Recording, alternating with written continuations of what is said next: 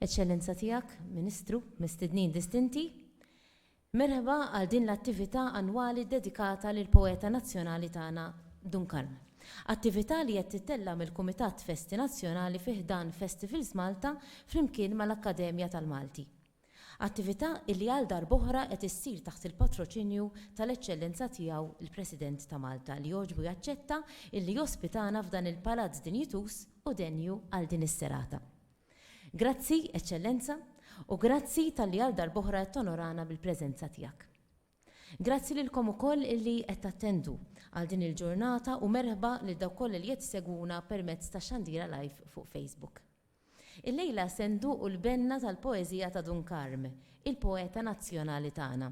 Dunkarm għex fi żmien partikolari u tratta diversi argumenti fosthom art twelidna, il-mewt, in-natura, il-fidi, l-istorja, il-gwerra, ommu, il-poeżija u l-lingwa. Minsuġa mal-poeżiji li se nisimgħu illum hemm it-tema ta' żmien li għadda, il-preżent u dak li ġej. Se jkollna wkoll kanzunetti li jiżvolġu mill-qrib l-istess idea. F'nofs is-serata se jkollna wkoll diskors qasir dwar l-istess suġġett ta' żmien għaliex wara kollox il-poeżiji li se jinqraw għaddew mill-arbil ta' żmien. U issa nistgħu nibdew kanzunetta li riflessjoni fuq iż-żmien. Ikantaw Mario De Bono u Frank O'Neill.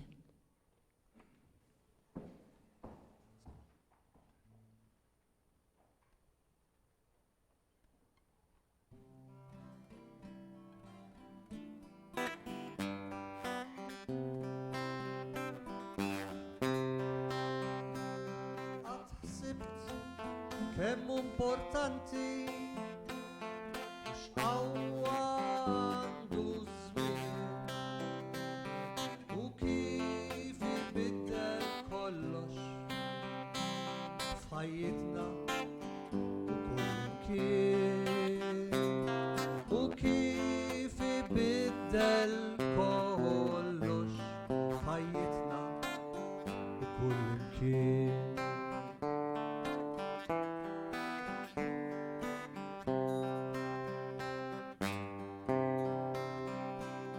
Iż-żmien prezzjuż u jaħrab bil-flus ma jinxtarax jekk titlef l-okkażjoni żgur lura ma jerġax. Iż-żmien isajru il-bajtar il-frott isir matur Biż-żmien titgħallem ħafna, biż-żmien tibni futur. Qatt ħsibt kemm hu importanti x'qawwa għandu żmien u kif ibiddel kollox f'ħajjitna. U kif ibiddel kollox f'ħajjitna u kullimkien.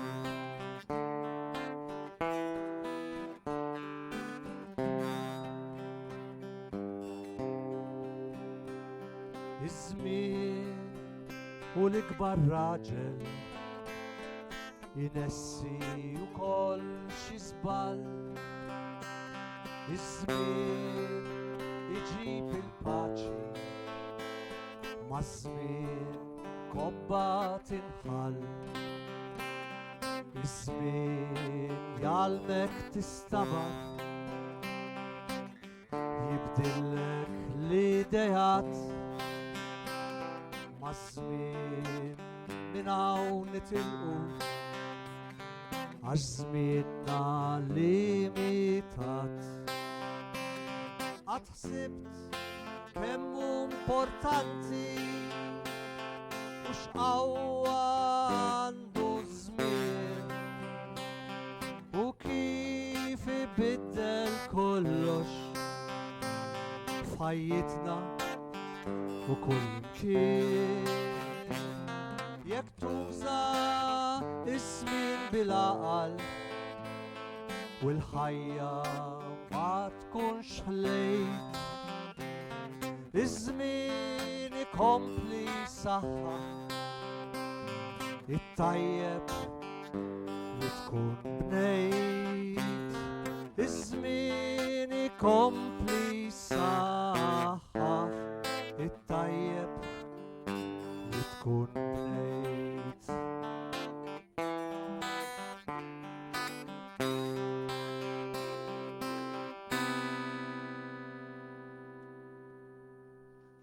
Merci.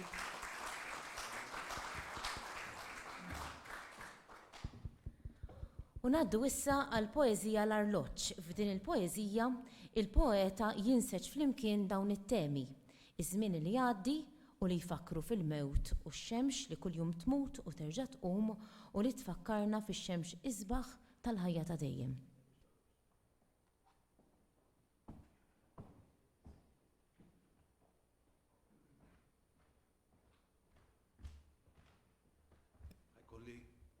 Ħajkolli nikkoreġi avukat li jikkoreġi l-ħadd ieħor da xi problema, insomma. Kolli nikkoreġi għax mhux l-arloġġ il-ġerreja u jiena, l-arloġġ kien ħajkun fil-programm mbagħad bidluli. Torta mhux tortijak ta' torta Dunkarm. Il-ġerreja u jien.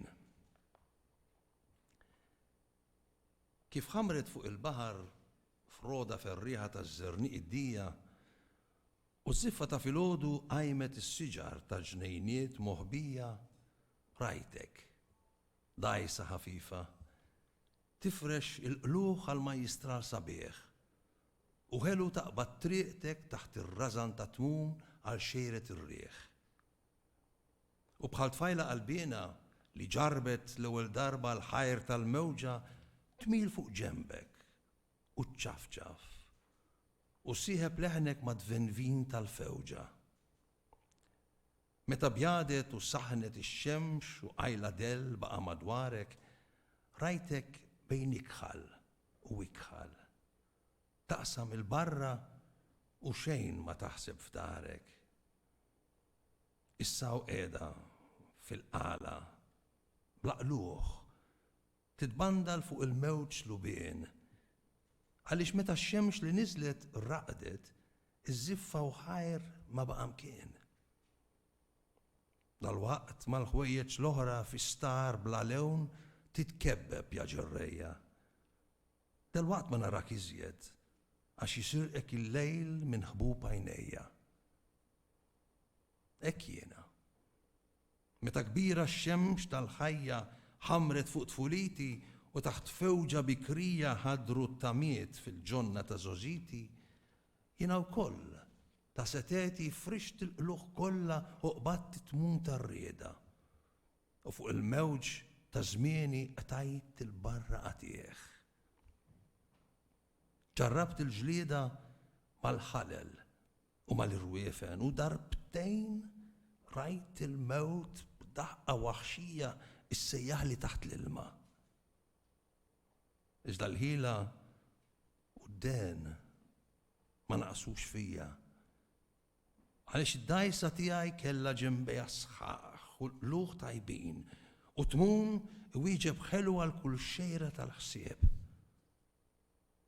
Sigħat ħenjin għaddejt fix-xemx sabiħa ta' wara nofsinhar meta t-taqliba tal-baħar abjad siktet u reġgħet timla l-qluħ fewġa ħabiba.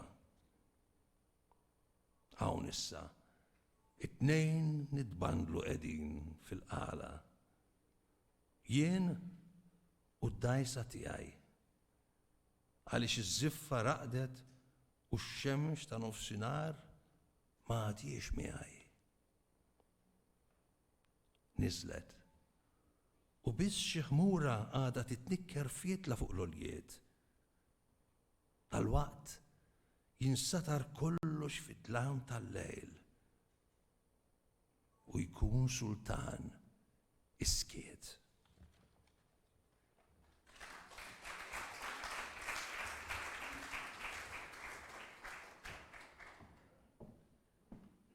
Proset. Dik il-poezija li tant interpretata tajjeb minn Philip Farrugia Randon kienet poeżija li fija Dunkarme qabbel ħajtu ma' Dajsa, it-tnejn għaddew minn ġrajiet varji tul iż-żmien. Imbagħad il-Dajsa tgħaddi minn żmien ibes ukoll bħal Dunkarm illi wkoll joqrob lejn it-tmiem ta' ħajtu. Qed nitkellmu fuq iż-żmien li għaddi imma hemm fuq koppja miż-żewġa tkompli tkanta waqt li hawn isfel l-uliet jieħdu posthom fid-dinja u se nħalli fidejn Mario De Bono u Frank O'Neill għall-għanja tal-għixin.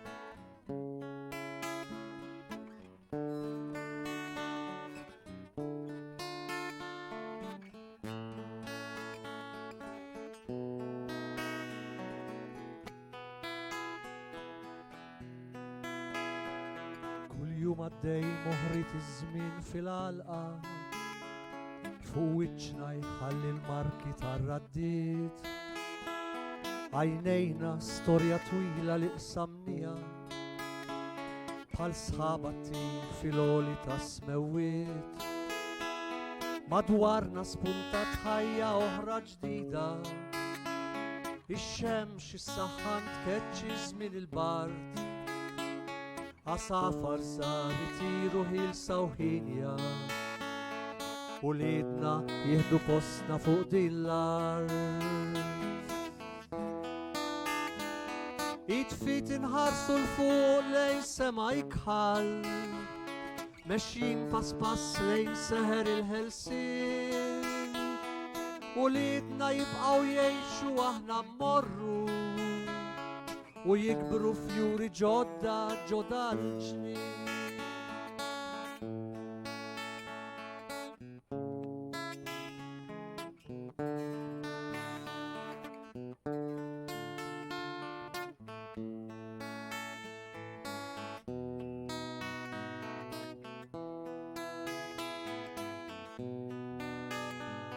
Ir-rieh jonfoħ bil-ħeffa ġewwa xarna bħal-ħajja li għaddejna bla waqfien il-baħar qed jixjieħ u aħna miegħu u d-dajsa tagħna toqrob bla dewmien madwarna spuntat ħajja oħra ġdida ix-xemx is-saħħan tkeċċi żmien il-bard għasafar żgħar itiru ħilsa u ħinja u lidna jieħdu postna fuq din l-art.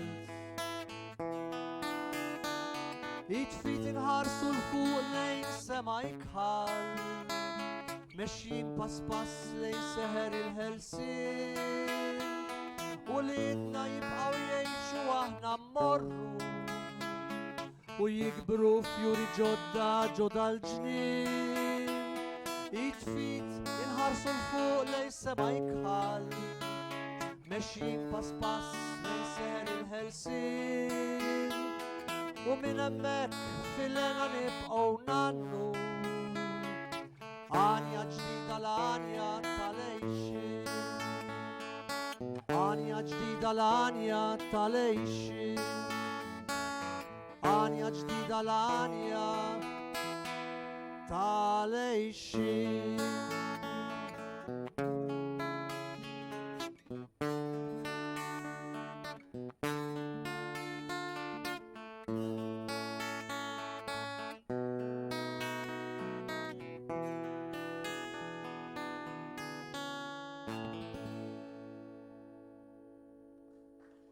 Grazie.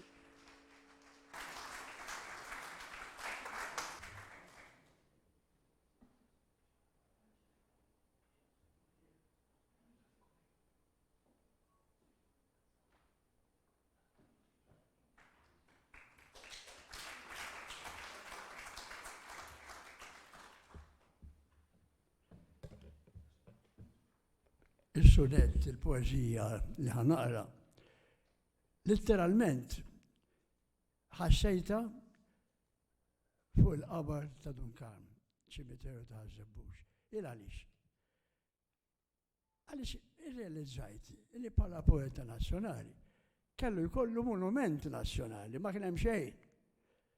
ħlif il-bust li hemm il-biblioteka.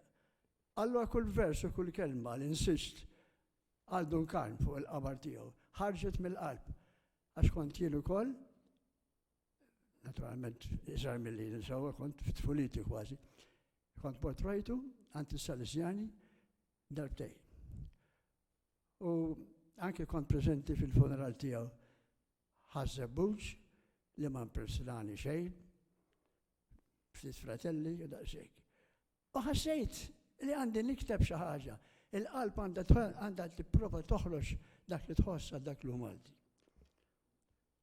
U l-poeżija naturalment hija din.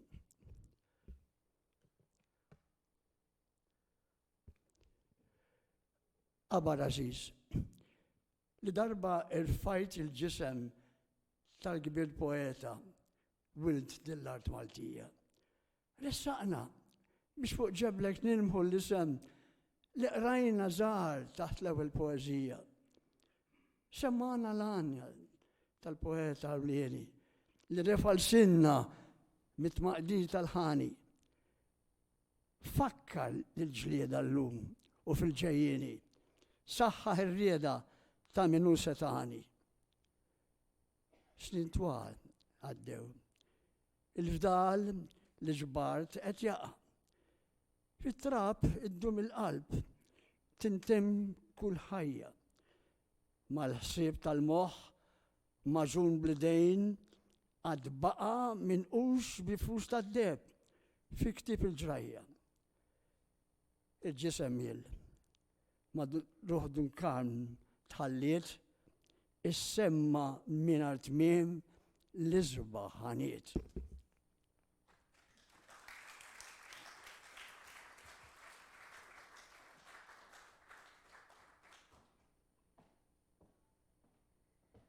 ħajremek il-Charles Colejro u nixtieq nistieden issa lil-Lian Allul li għandha preparat diskors qasir fuq it-tema ta' din is-serata. Lian.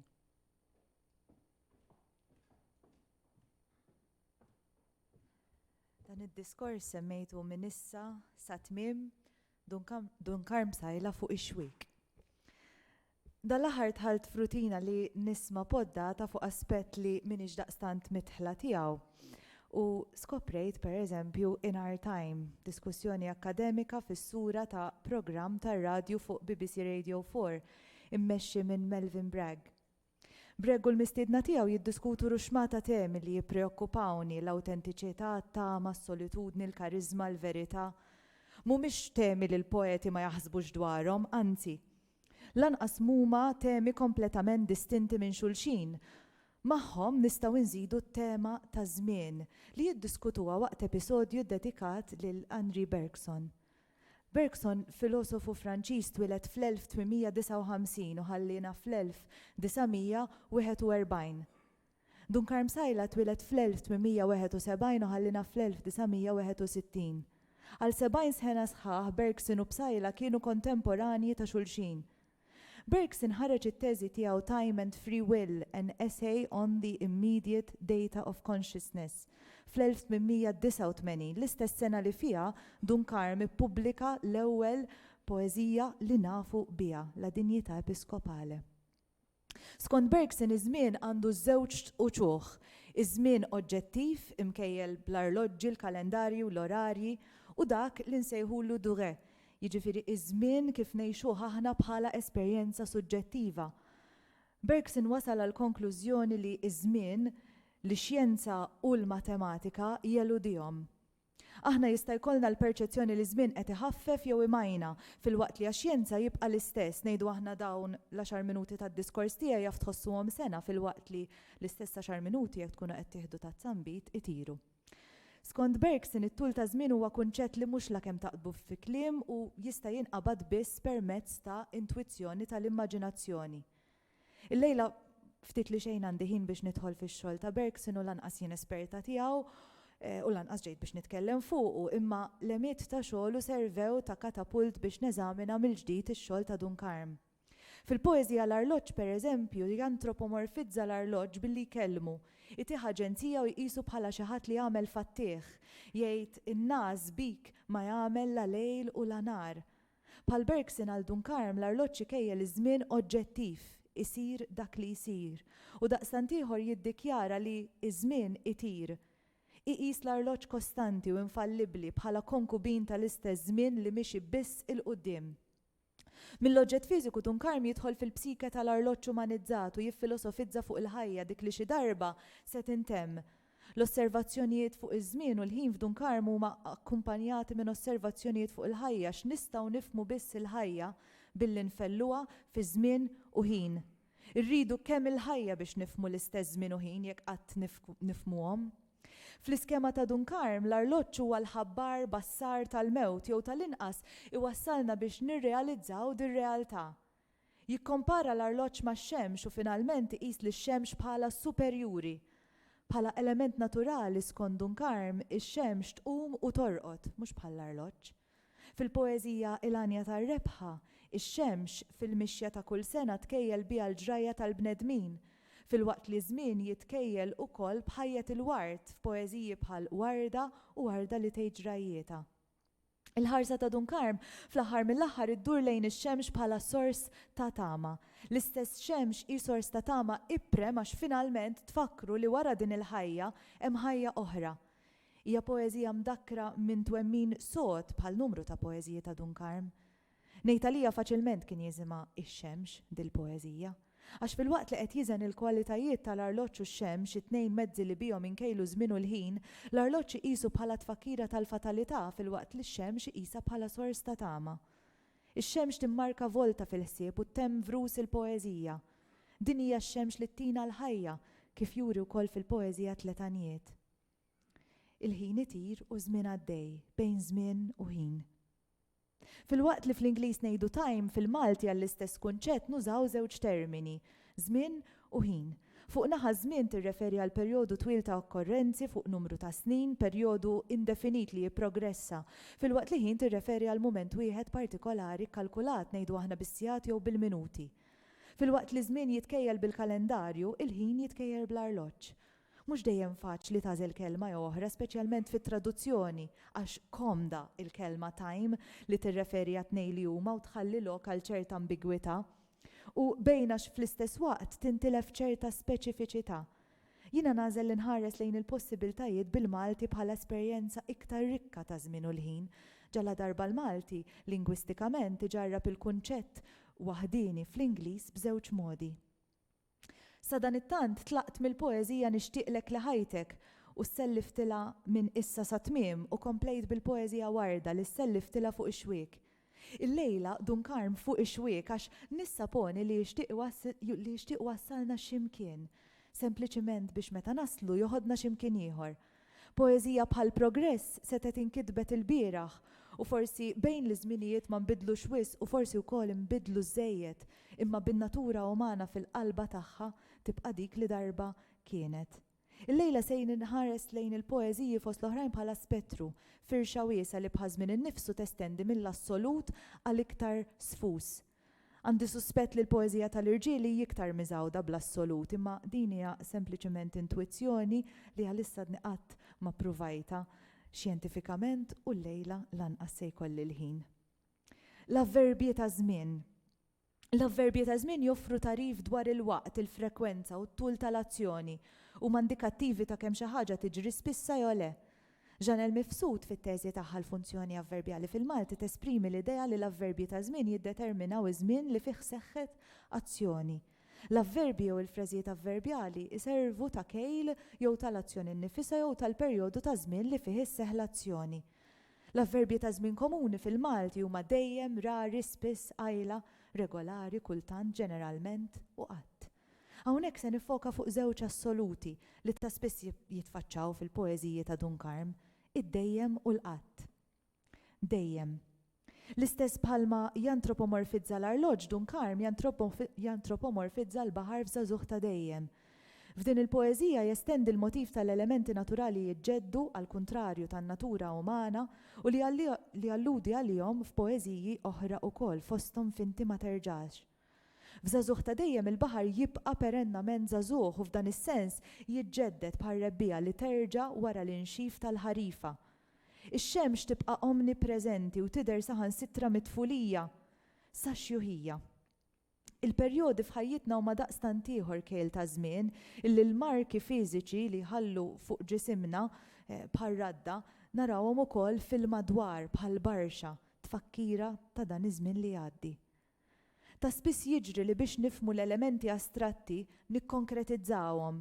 Is-snin li jgħaddu u jħallu l-marka tagħhom huma fil-fatt ikkonkretizzati permezz tal-metafora tal-lima. Fit-teżi tiegħu tal-1996 il-metafora tal-vjaġġ fil-poeżija Maltija Dunkarm u Oliver Friġġieri, Adrian Klima jispjega b'mod ċar il-metafora ta' żmien f'Dunkarm bħarsa mill-qrib lejn il-partijiet tad-diskors ewlenin li jħaddem. Fost l-oħrajn jgħid mal-verbi hemm ukoll in-nomi u l-aġġettivi.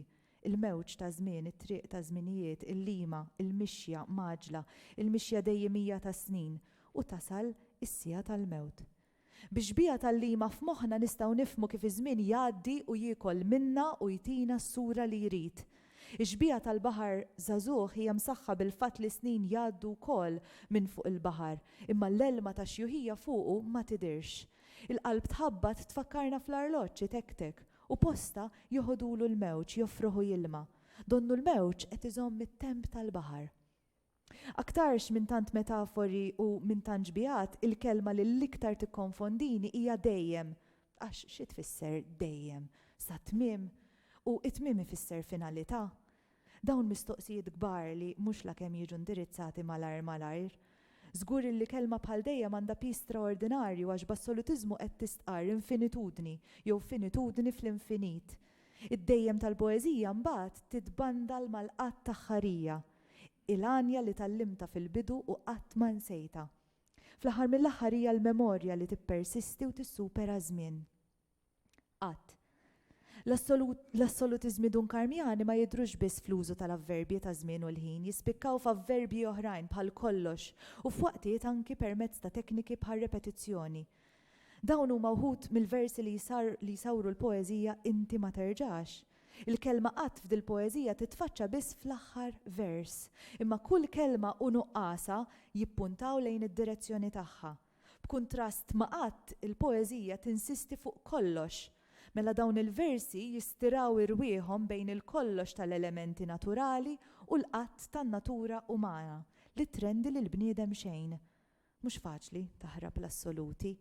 Il-fatt li matul il-poeżija ma tintużax il-kelma qatt bħal jimmarka l-istess tifsira tal-kelma nnifisha. In-negattiv inti ma tarġa wkoll jimmarka n-nuqqas ix-xi ħaġa li kienet u issa m'għadix. L-użu tan-negattiv enfasizzat fl-aħħar vers qatt ma jerġgħu il-ħlewiet. Meta konna iżgħar tallimna li dlam huwa nuqqas tad-dawl, kif kbirna bdejna narfu li biex ikollna l-ħajja irid ikollna l-mewt. Kruda kemm kruda din il-verità takkumpanjana sakemm iġġibna ftana meta teżżes lil xi ħadd qrib tagħna jew lilna stess. Hija l-istess verità li naffaċċjaw fil-poeżija l-arloġġ. Fil-poeżija tletanijiet il-kelma qatt hija ripetuta fl-istess vers permezz tat-teknika tar-ripetizzjoni. Qatt ma ridt u qatt ma stajt, reminiscenti ta' Carmenu Vassallo meta kien jgħid irrid u ma nistax.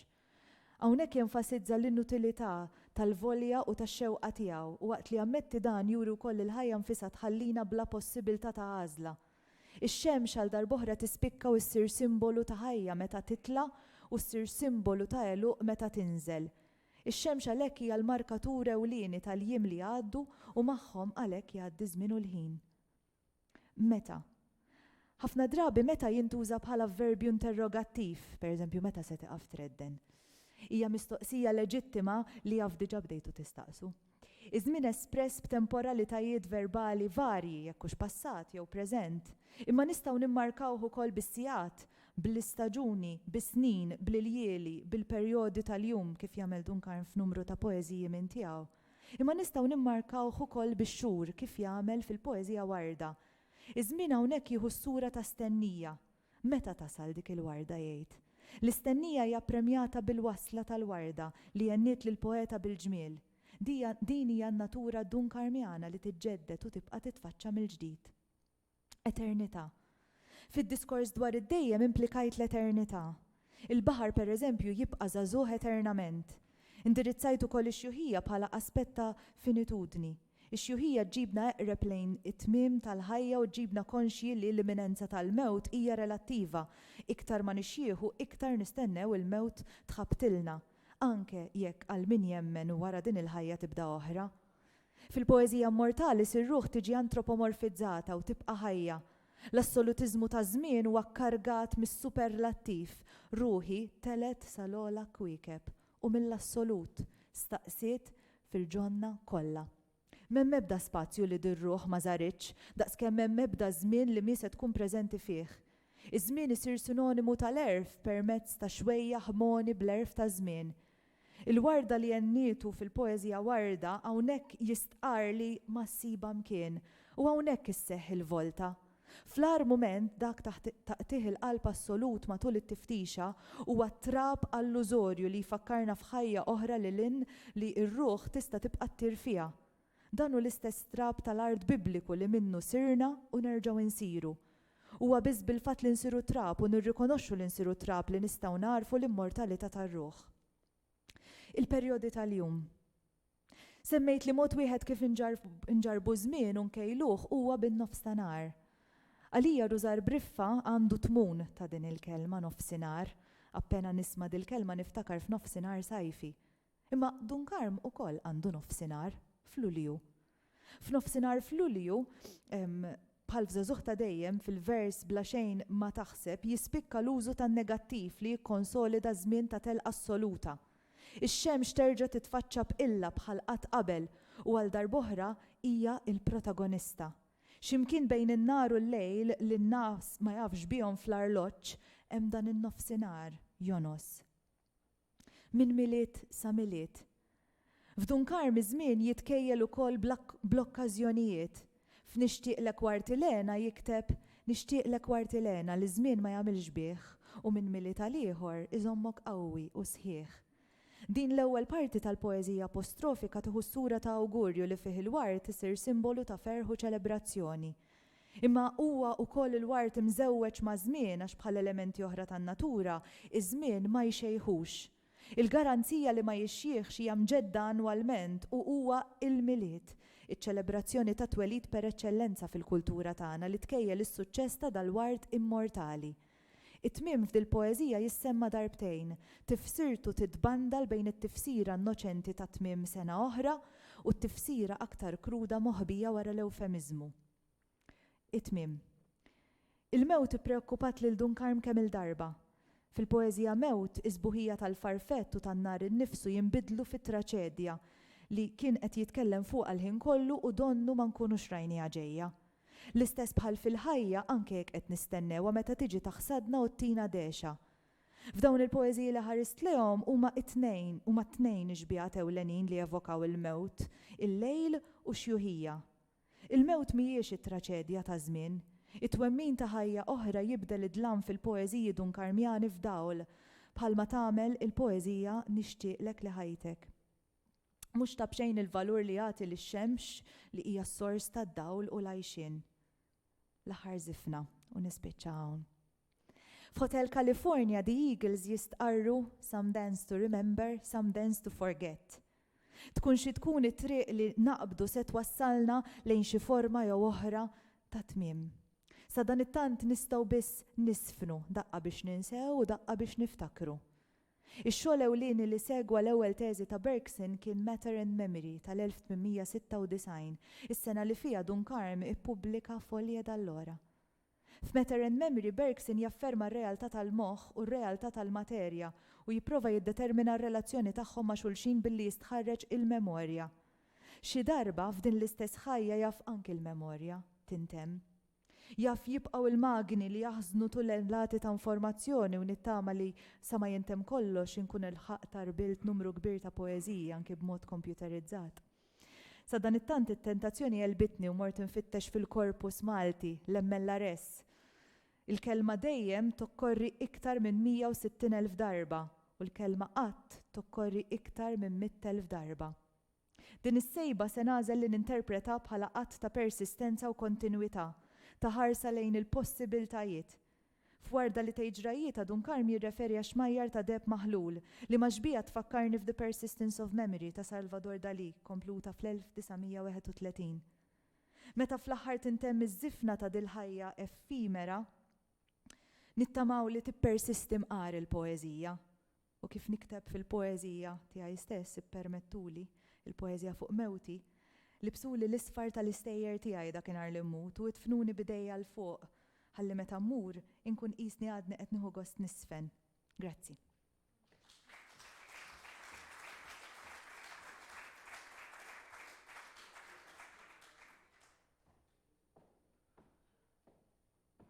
Proset ħafna li jen, diskors informattiv, interessanti, profond u b'sensittività femminili jekk tippermetti li ngħidlek ukoll li hija partikolari għalik. Proset.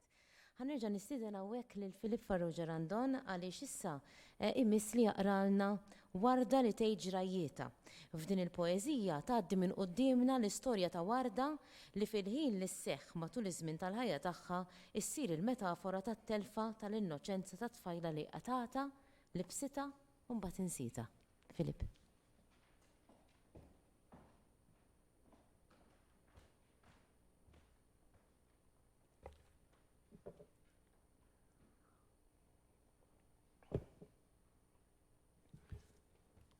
Warda li tgħid ġrajieta. Kienet għodwa sabiħa ta' Mejju meta ftaħt minn ġol ġewża. U lbist dik il-libsa li jilbes is-sema hi u tixref ix-xemx. U ħarist l-ewwel ħarsa madwari fil-ġonna u xi ħdura. Sħuġġieġa tal-wien. Fuq is-siġar ħasafar għannejja, ilma jgelgel tifwiġ kullimkien. U minn sema kaħlani bla nikta baħar dawl fuq ir-raba u d-djar. U fid-dawl ferħ u wilħna moħbija, daħq ta' żgħażagħ, għajjat ta' tfal żgħar. Hemm fuq ommi li kienet f'saħħitha f'dik il-ħlewwa ta' ġonna msaħrin bid-djamanti tan-nida fuq sidri taħt il-bews ta' xemx fiet laħenjin għaddew jiġru sijat ta' Żużiti. U fil-milja ta' ħajti fis ġejt. Deret qalbi ġes-sidri li tinfetaħ u kull fewġa bifwieħi jabbejt. Għax aħna ma ngħidx biex niftaħar. Nisilani fil-kotra fil-ġmiel. In-nies kollha li tgħaddi minn ħdejna ta' mħabbita turina xeħjiel. Kont mela. Fil-milja ta' ħajti fuq id ommi filena tad-dar. Qatt il-barra mid-dawra tal-ġonna fejn twilit ħsibi mxenna matar. Meta xbejba, għajnejha żewġ kwiekeb, daħket fomma bħad-daħħa tal-ġnien, resqet fuqi ħafifa bħal tajra. Ta' xewqita mixowla n-nirien. Ħassejt weġa. Mal-weġa sibt ruħi minn fuq ommi maħtufa fil-bot. Xfirda kiefra. Ja ħasra ġo qalbi waqa' biża li ġelni nirtot. Imma xbejba li kienet serqitni ma kellix qalba ħarxa. U d-dnub li ħasditni minn ommi kien fruqa, mhux kifrija ta' wieħed madub. Mhux kien rajt bli maħlewwa żammitni bejn subajja taħsibhom tajjar, u fuq wiċċa li jisboq il-ħawħa rajt xewqita miktuba bin-nar, ngħid issewwa għal ftit bħal insejta dik il-weġa li f'qalbi ħassejt. Insejt ġmieli fi ġmiela, insejt lili u fis-seħer ta' ħolma u xejt. Kif ġejt fiha mit-telfa tal-għaġeb tax-xemx ħamra kien riesaq l-inżul. Kien hemm trab ta' rubini fis-sema, kien hemm xmajjar ta' deb maħlul. Jien sibt ruħi mistrieħa fuq xifer tal-kristall, riġli fl-ilma nadif. ġewwa kmajra tgħidilha xammiema, kollox abjad, ifuħ u ħafif. Mietet fuqi mill-beraħ tat-tieqa l-aħħar bewsa tax-xemx li nħbiet. Id-dlam meta jinxteret mirkejjen, bdew il-ħsejjes imutu fis-skiet, meta f'daqqa ġol kamra fuq rasi tixel dija li tgħammex l-għajnejn. Ħsibta il-kewba li tilma filgħodu qabel jitħaq is-sebħ xi satejn. U fil-kamra, ħafifa bħal tajra, daħlet taqbes it-tfajla tal-ġmiel. Ħarset ħarsa fil-mera u tbismet fuq il-mewġa sabiħa ta' dliel. Kienet firħa? Aktarx. Imma naħseb li xi fruqa mal-ġmiel tista' tmur. Għaliex ġmiel għadi xbejba kien jisboq l-isbaħ ħolma li ħolhom bit-tur.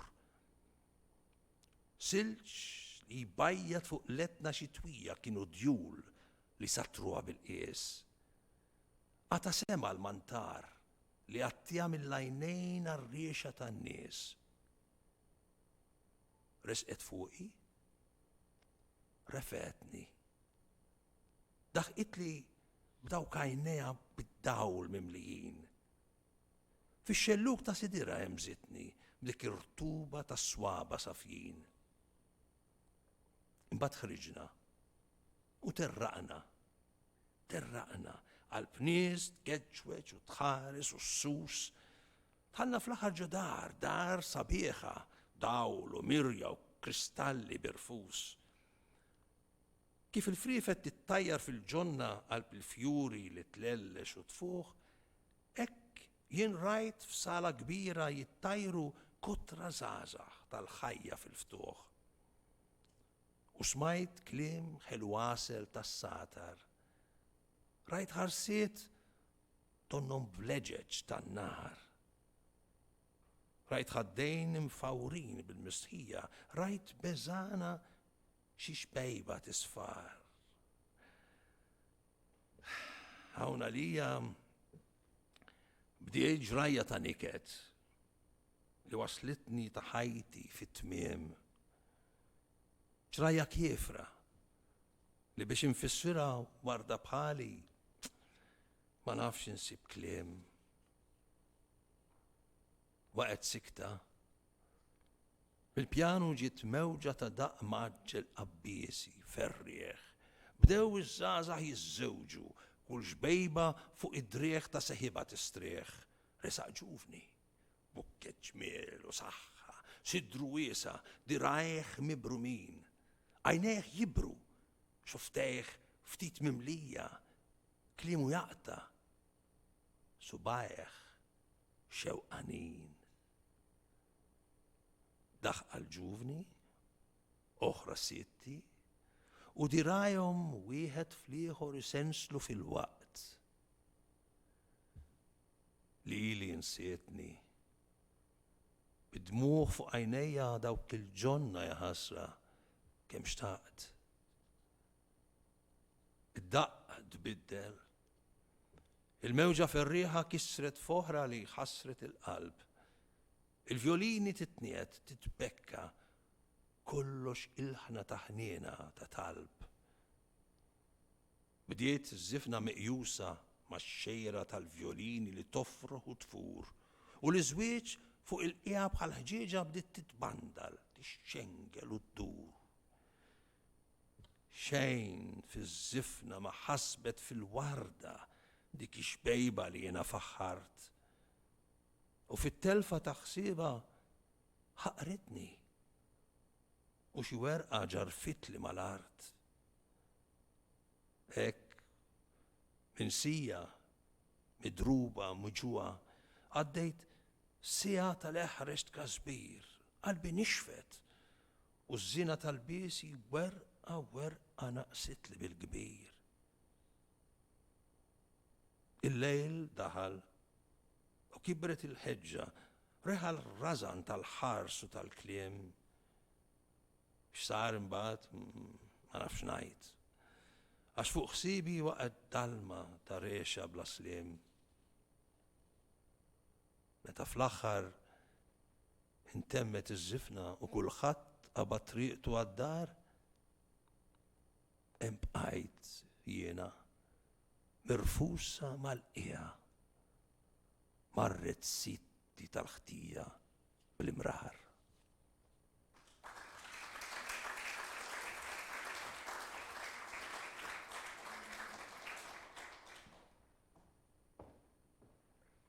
Imiss issa nisimgħu kanzunetta oħra li jisimha Bħala Sfura. Din il-kanzunetta titratta l-ġrajja ta' tfajla li titlaq mid-dar u ġib ħafna qafsa ta' qalb. Imma din it-tfajla titlaq biex tfittex l-avventura u se nħalli f'idej Mario De Bono akkumpanjat minn Frank O'Neill.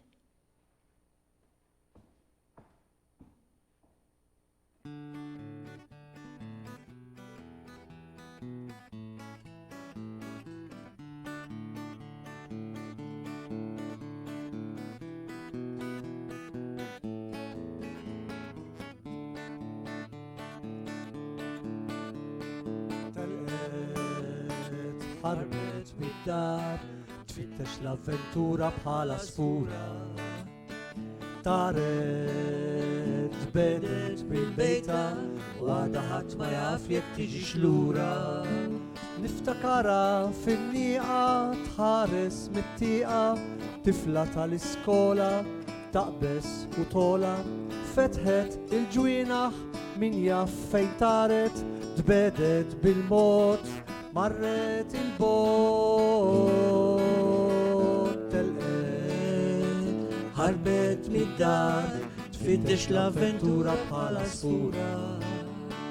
Taret bedet bil-bejta għada ħadd ma jaf jekk tiġix lura.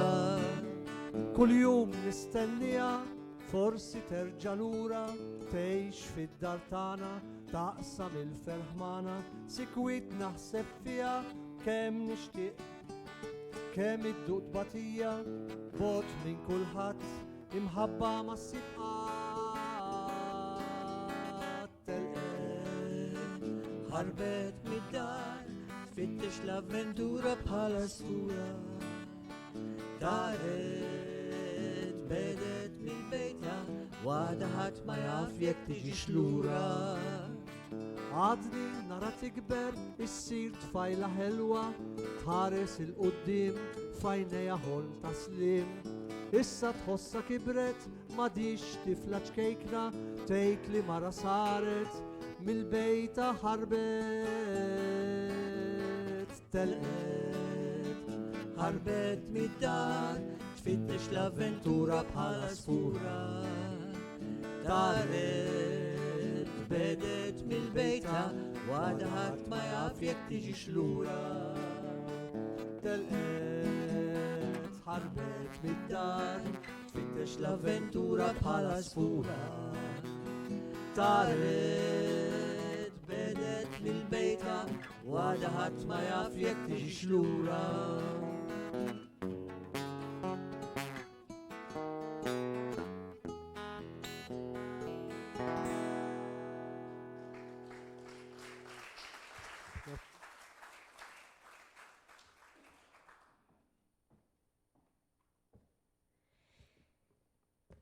Jgħaddu żmien u jgħaddu snin imma skont il-poeta il-baħar jibqa' dejjem żagħżugħ. Kultant jaf ikun qalil u b'saħħtu u kultant kalmu nebbiexi. U issa jmissi nerġgħu nisimgħu lil Filip Farrugia Randon jaqra il-poeżija żagħżugħ ta' dejjem. Wara dan il-qari se nkunu qegħdin nagħmlu kanzunetta flimkien, kanzunetta tal-Mibki Martin Attardi wkoll ġie mnebbaħ minn dan il-baħar jisimha Baħar Blu Baħar Immens. Fidejk Filip.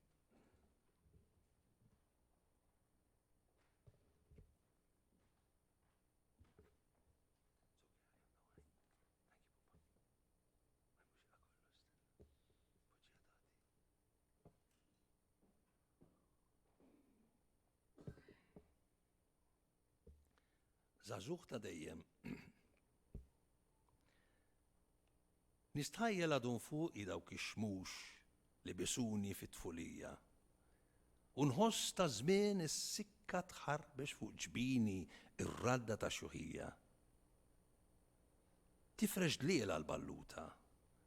Dliel sfieq u ħodor bħalma kienu darba meta tfajjel fuq ruħi kont qarraba mid-dar naħrab xi ħarba. Iżda t-tiflil tal-qoxra fuq zokk li jdur xi żewġ tiqjiem jew tlieta jgħid storja ta' xjuħija. Bħalma kellhom fi żmien omma u nannita. Sa fuq liebes taż-żonqor li sewwet taħt is-silġ tal-Alpi il-liema tgħaddi ta' snin u tħalli l-barxa li turik kemmi qadima. Fuq wiċċek biss, ja baħar, żagħżugħ ta' dejjem, jgħaddu snin bil-mija, bl-eluf, bla xartelef u qatt ma jonqxu l-elma ta' xjuħija. Fik, il-milja tal-ħajja, qalbek tħabbat bla qiegħda u sidrek magħha, joffroħ u jimla u todlok il-mewġa fuq ix-xtut it-taħbit tagħha. U bħal wieħed li ġarrab il-ħakma tal-imħabba int l-art ħanina tħaddan u tbus u tkellem. Il-kelma li tgħidilha isafja u bnina. Iżda meta ta' saħtek jogħġbok il-kotra b'xi taqliba tfisser u nara l-sidrek jikber u l-ħal il-bojot fuq il-blat jitkisser jaqbadni l-biża u nibki narak taqbad li ċfien u tilablihom bla xejn ma taħseb kiefer fid-dmuħ tal-imsejknin kemm hemm ġo fihom. Imma toġobni. Inħobbok ja baħar. Meta tfajjel mingħajr dnewwa tinxeħed fuq ir-ramel ta' xtajta u kollok ċajt u kollok ħlewwa tilab bwerqa tal-alka.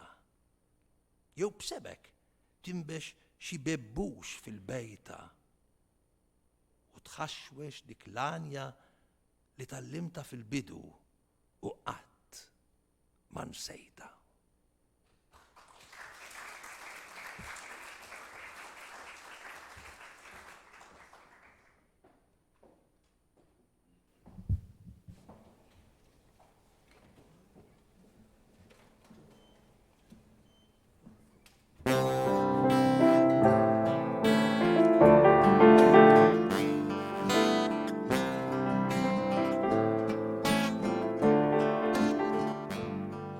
taħt baħar sajfi brasek ħoġri fuq il-blat u għal-ħoss tal-mewġ ħabbat irridu l-ħin ma jgħaddi qatt u mill-port fanali nemnem ħireġ luzzu bil-moqdif ftit il-bot mid-diskoteka jistema d-daq ta' noti fil.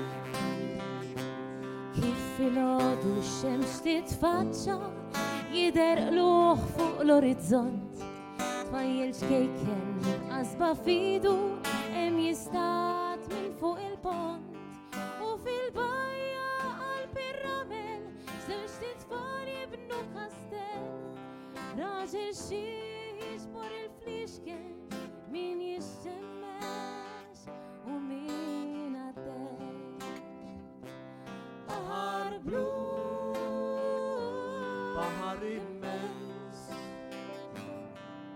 li tilqa ġewwa ħdanek ix-xemx niżla ħamra nar waqt li tilbes mantell iswed sa mal-lejl isir binar.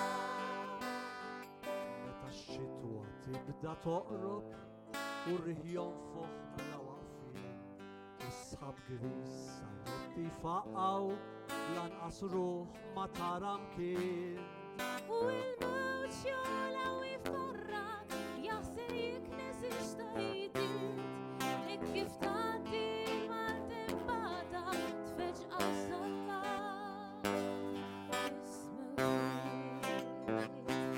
bahar blu, bahar immens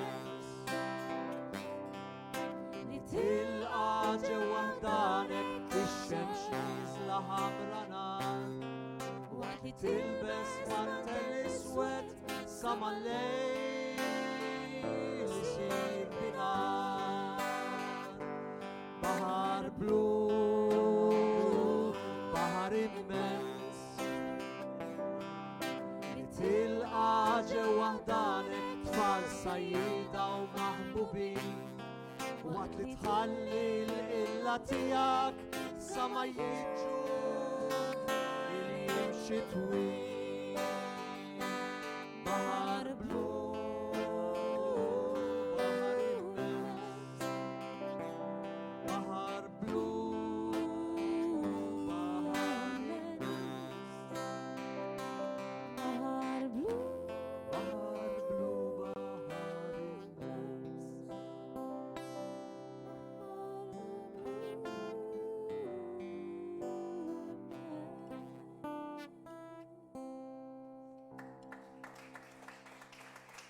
Grazie.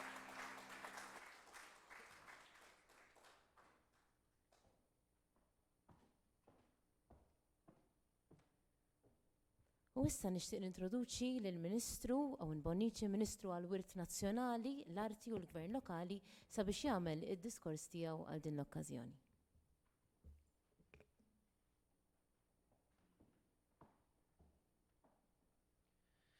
Nsellem lilek, Sur President, Dr. George Vella, nsellem lill-membri kollha tal-Kumitat Fest Nazzjonali, rappreżentati hawnhekk mill-Kap Eżekuttiv ta' Festivals Malta, Sur Francis Aġus, nsellem il-sħabi li huma maħbubin mal-lingwa Maltija, l-Akkademja tal-Malti, n-nies kollha li tant jiddedikaw sforz favur il-lingwa Maltija, u nsellem il-dawk kollha li forsi qed jarawna mid-dar bis-saħħa tas-social media. Ftit tal-jimilu f'dan il-palazz tant sabiħ saret investitura li issa saret magħrufa sew. Mhux biss għax hija patronizzata mill-Eċċellenza tiegħu il-President ta' Malta, imma x'qed tingħata kull sena mill-Akkademja tal-Malti li ftit ta' snilu ċċelebrat il-100 sena mit-twaqqif tagħha bħala laqda kittieba tal-Malti. F'din l-onorifiċenza tingħata midalja tad-deb lil kull min kien iddistingwa ruħu l-aktar b'ħidma fuq tul ta' żmien għall-iżvilupp tal-ilsien Malti u tal-letteratura Maltija. Dan il-premju misħoq ingħata lill-Professur Oliver Friġġieri ftit ta' snin ilu fl-2016. Naf li matul is-snin ħaduh ukoll Trevor Zara, Viktor Fenek, Lina Brogdorf, il-Professur Manuel Mifsud u din is-sena rebħu Charles Asa. U hawnhekk tajjeb infakru dan il-premju reġa' beda jingħata mill-Akkademja tal-Malti wara waqfa ta' ħafna snin. U l-ewwel darba li kien ingħata kien lil Duncan Sajla fl-1946. Il-ġurija tal-premju kienet unanimament għażlet lil Duncan għal dan il-premju, għal dan l-ewwel premju. Fid-diskors tiegħu tal-premjazzjoni, Giuseppe Gallia, il-President tal-Għaqda, kien għalhekk. Il-fatt li l-ebda isem ieħor ma kien imressaq għal dan l-onur juri biċ-ċar kif inhu miżmum Duncan. Il-poeta nazzjonali tagħna bix-xogħlijiet tiegħu letterarji Duncan mhux biss kiseb isem li ma jmut qatt, iżda ħalla wkoll il-Malta patrimonju artistiku li jagħmilha ġieħ u jolliha għal livell ta' pajjiżi oħra ċivilizzati. Imbagħad kien wasal il-ħin li jitkellem Duncan u tkellem fuq il-ħsieb tal-premju u qal għali kwota għalhekk kif inħoss jiena ċ-ċerimonja tal-lum għandha sewi kbir. Għaliex hija trid tinkoraġġixxi, trid tħeġġeġ u trid issaħħaħ dawn is-sentimenti u dawn il-ħidmiet ta' patriottiżmu u ta' nazzjonalità Maltija. Mhux biss fiż-żgħażagħ qalbiena tal-alma mater tagħna, iżda fil-ġens Malti kollu, bit-tnissil ta' mħabba safja lejn l-ilsien u l-letteratura ta' din il-gżira ħanina ċkejkna fid-daqs, iżda kbira fl-istorja tagħha. ċkejkna fid-daqs, iżda kbira fl-istorja tagħha. Hekk jgħidilna Duncan. Jekk Art Welidna sabet xorti kbira fi-ġrajieta u f'niesa, daqstant ieħor sabet xorti kbira fil-poeti u l-kiddiba tagħha. Duncan huwa fi kliem Oliver Friġġieri storiku ta' niesu biex jikteb l-istorja lirikament bil-għan ewlieni li jagħti l-ogħla post ta' importanza lil kotra, lil poplu Malti bħala poplu li għandu diġà kuxjenza ta' sovranità qadima tiegħu. Biżejjed nirreferu l-poeżiji bħal l-għanja tar-rebħa, is-sunetti lil Malta u lil Michel Anton Vassalli u l-innu 1921 lil ħut il-Maltin nar-loti tal-Kostituzzjoni li fil-fatt huwa l-prekursur tal-innu Malti biex ikunu xhieda ta' dan. F'Dunkarm insibu il-wirt ta' tradizzjoni mibni minn Gian Anton Vassallo. Imma huwa nnifsu ħoloq lingwaġġ romantiku ta' reqqa, ta' perfezzjoni u fuq kollox meta tisma' il-Philip Farrugia Randon tiġi kelma waħda, eleganza. Mhux veru. U jagħtina l-aħjar talima li l-poeżija Maltija ħadet mill-kwistjoni tal-lingwa, mill-maħżen tal-kliem qadim tista' tinkiteb poeżija għanja mingħajr ma tkun mobbija bi kliem arkajku li tfixkel il-komunikazzjoni. Ix-xogħlijiet ta' Dunkarm illi mad-daqqatajn jidhru ħfief, imma huma profondi fil-ħsieb, ħafna profondi, taw dinjità kbira lil Malti. Nsibu fosthom l-aqwa versi patriottiċi li qatt tinkitbu. Imma kif stajna nsegwu llum matul dan il-programm, f'Dunkarm insibu wkoll ruħanzjuża u fittiexa illi m'għandix paċenzja li trid tifhem il-misteru kbir tal-eżistenza fuq kollox tal-eżistenza umana kif fiżret tant tajjeb li jenna llul fl-istudju introspettiv li ppreżentatilna llejla. Xogħlijiet bħal Inti ma terġax, l-eleġija ta' Dunkarm l-ommu, il-poema fantastika li jienu li minnu, Wit Irda, naħseb li huwa l-aqwa sunett ta' Dunkarm, il-poeżiji waħdi u l-Kanarin tiegħi, huma fost l-aqwa eżempju ta' ruħ romantika mediterranja msoqqija mill-kultura Ewropea li mqanqla l-ansjetajiet tal-bniedem tas-seklu 20 irriflettit it-tiġrib tal-qagħda umana fid-dinja. U permetturi nerġa' nikkwota lil Oliver Frigieri brabta ma' dan. Id-dialogu l-iktar profond ta' Dunkarm isir ma' Alla l-ewwel qabel kollox. Ma' ommu u mbagħad mal-annimali u l-iktar mal-Kanarin. Is-sieħeb li jiffigura l-qagħda li gżied vera tiegħu ta' poeta tas-solitudni. Nistgħu nifhmu għal daqstant li mhumiex biss il-versi patriottiċi li jsawru lil Dunkarm u jagħtuh id-dinjità ta' poeta nazzjonali. Oliver kien qalilna li Dunkarm tal-lil Malta wirt poetiku għani li jdaħħalna fil-mixja letterarja tad-dinja.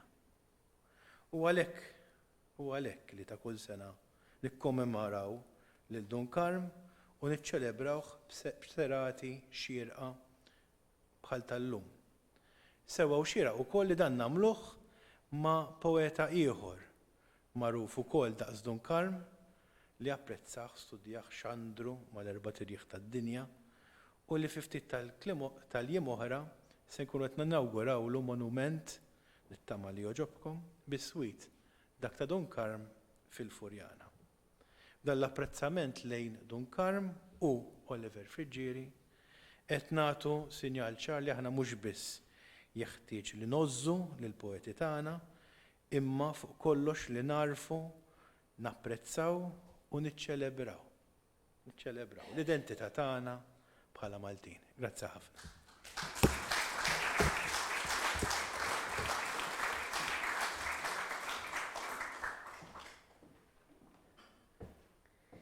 Sinjuri, qabel naslu fit-tmiem ta' din is-serata nixtieq nistieden lill-Eċċellenza tiegħu George Vella, President ta' Malta, sabiex jagħmel id-diskors tiegħu għal din il-kommemorazzjoni.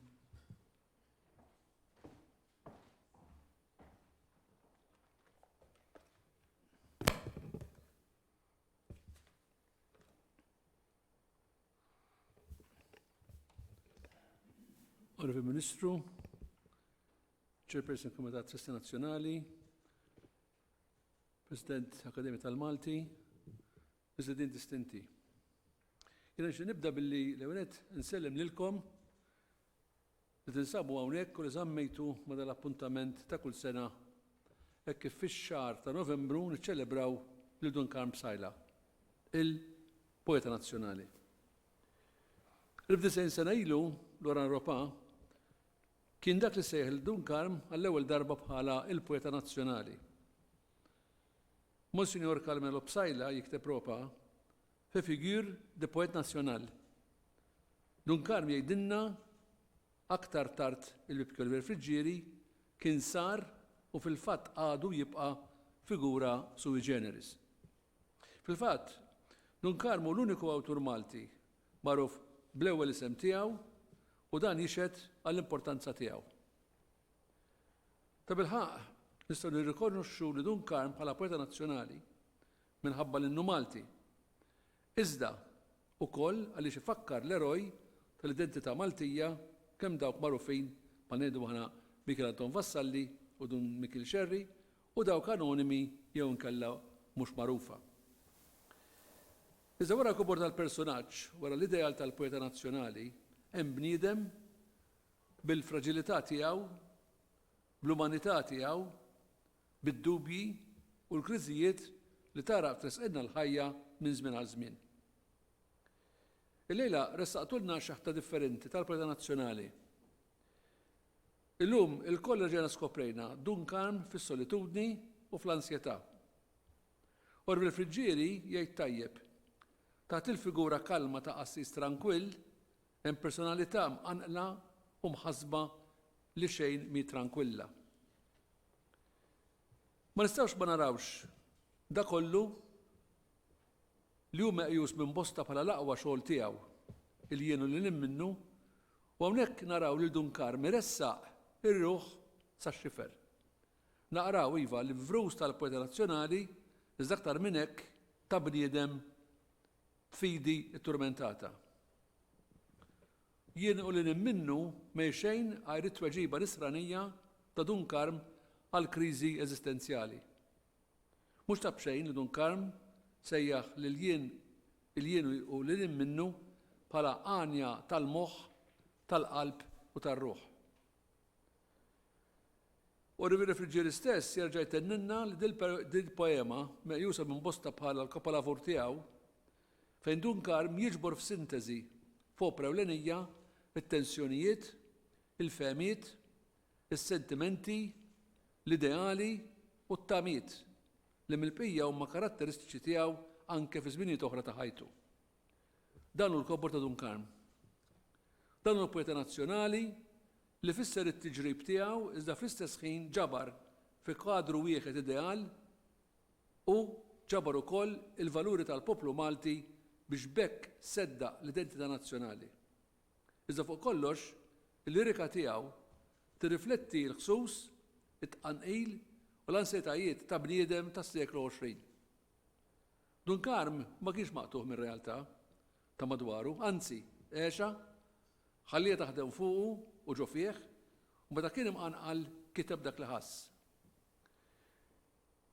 Nagħlaq billi nifraħ minn qalbi l-organizzaturi ta' din is-serata tal-lejla li ta' kull sena mhux biss iġġedded il-memorja ta' Dunkarm Psajla, iżda titfa' dawl fuq aspett tal-karattru tiegħu ta' ħajtu u ta' khidmitu li verament jagħmlu minn dan il-ġgant poeta nazzjonali ta' kalibru kbir. Ningrazzjakom.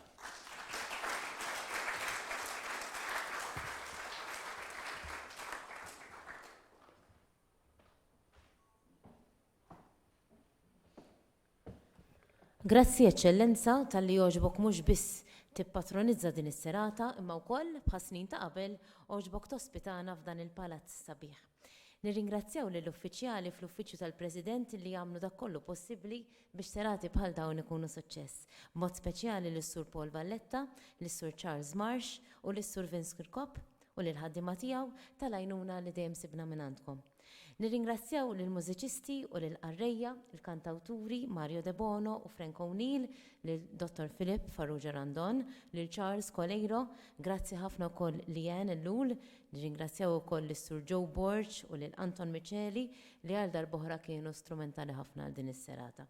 U fl-aħħar nett nirringrazzjaw lilkom li joġobkom tingħaqdu magħna u narafkom li aħna lkoll mistednin għal riċeviment xkejken li qed jiġi offrut mill-Uffiċċju tal-President. Grazzi mill-ġdid u fisem Festivals Malta u l-Akkademja tal-Malti jiena Korasan nixtieqilkom is-serata tajba.